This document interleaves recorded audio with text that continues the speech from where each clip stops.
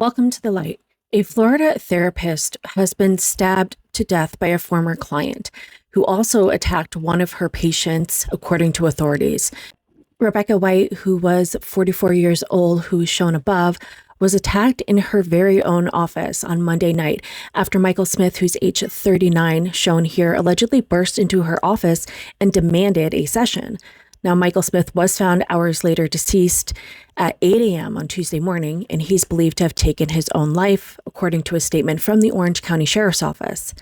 Now, legal records suggest that Michael's background, he's got a criminal history, including sex offenses and kidnapping charges. When officers first arrived at the scene of Rebecca White's stabbing at 9 p.m. on Monday, where they discovered that one of the therapist's patients had also been attacked. The sheriff's office said that Smith had stabbed the other client after he began calling 911 for help. Although Rebecca White later passed away in the hospital from her injuries, the sheriff's office says that the patient that was in a session at the time is expected to survive. He was stabbed over 10 times. An eyewitness told the news that she saw much of the incident unfold as she watched cops racing to the scene of this incident.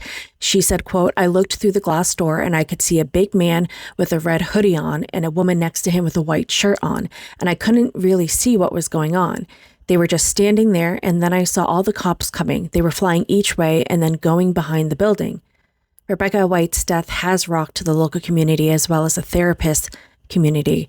Many of her patients have been publicly expressing their grief. Patrick Floto, who had been meeting with Rebecca White for 3 years, told the press that he immediately drove to her office after hearing the news. He said, "I had to make sure it wasn't true, but it is." He had spoken with Rebecca earlier that day about scheduling a session and described her death as leaving, quote, "a hole that will never be filled. I think the world is a worse place without Rebecca in it."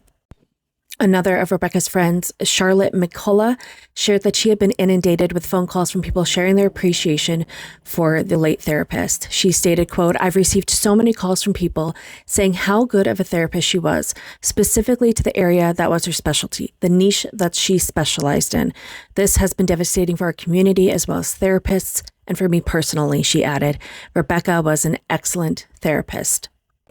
Now, Rebecca was the founder of Down to Earth Therapy Solutions, and according to her LinkedIn page, she launched the practice in 2022 and has been working in the field since 2008. In other jobs, she worked as a behavioral health consultant for the Florida Department of Children and Families and as a family therapist. Her most recent practice specialized in individual, couples, and schmex therapy. In her biography on the website, she said that she tried to create a, quote, "judgment-free environment." She stated, "I have a depth of knowledge about mental health issues and combine that with a compassionate approach to help you navigate a path worth walking. I create a judgment-free environment and guide clients towards taking positive actions that are essential to creating a new reality. I focus on exploring and understanding one's thoughts and emotions to enhance confidence and empower individuals to move beyond survival and towards thriving in your daily life." In a statement from Rebecca's White family, they raised building access and security measure concerns surrounding her practice. They released a statement saying, quote, "We are struggling to understand how this could have happened. There are serious and troubling questions surrounding building access, security measures, surveillance, and how an individual was able to enter the premises during these hours. This tragedy raises concerns about systematic failures that may have contributed to a situation that should have never occurred, and in our view, could have been prevented. Right now, our family is grieving an irreplaceable loss. We are heartbroken, angry, and searching for answers. But above all, we are mourning Rebecca." Now, who exactly is Michael Smith? According to the Florida records, Michael Smith is a registered schmex offender. He was previously incarcerated for 19 years after he was convicted of kidnapping, burglary, and 2 counts of sexual battery in June 2003 in West Palm Beach. During that incident, police said that Smith held a knife to a woman's neck, telling her he wanted her money. He then ordered her to disable her security alarm and go into her home, the arrest affidavit said. Smith then bound the woman's wrists and ankles with zip ties, put packaging tape around her face, and then raped her for 20 minutes. The woman was able to lock Smith out of her room and escape to the neighbor's home.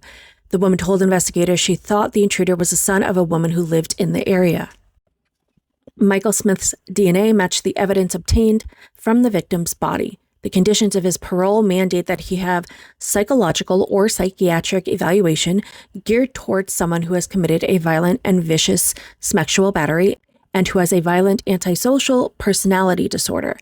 The Florida Department of Law Enforcement said that Michael Smith just moved to Orlando in October. Now, the second stabbing victim in this case was a man in his 30s. He was transported to the hospital where he underwent surgery and is thankfully expected to recover. The second victim had just finished his therapy session with Rebecca White when the double knife attack was launched. Before going into surgery, the second stabbing victim told deputies that he attended a therapy session which ended at 9 p.m. And then it was after that Michael Smith, the former client, entered the office and demanded to speak with Rebecca. She had immediately addressed Michael and told him to leave. But when the male victim told Smith he was calling 911, that's again when he produced a knife and attacked the both of them. Thankfully, the other patient that was attacked in this case did survive. And honestly, he tried his very best and I think was a hero in trying to help Rebecca, trying to save her. This is a tragic situation all around. I don't even know how somebody like this gets out after what he was convicted of. This is just a devastating case all around.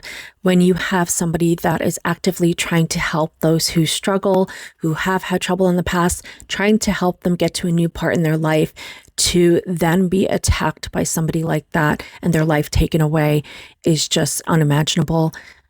Thoughts and prayers are with her family at this time. There won't be anything really further in this case because the suspect did take his own life. The sad thing is, whatever he was dealing with, there was absolutely no reason to take his therapist's life.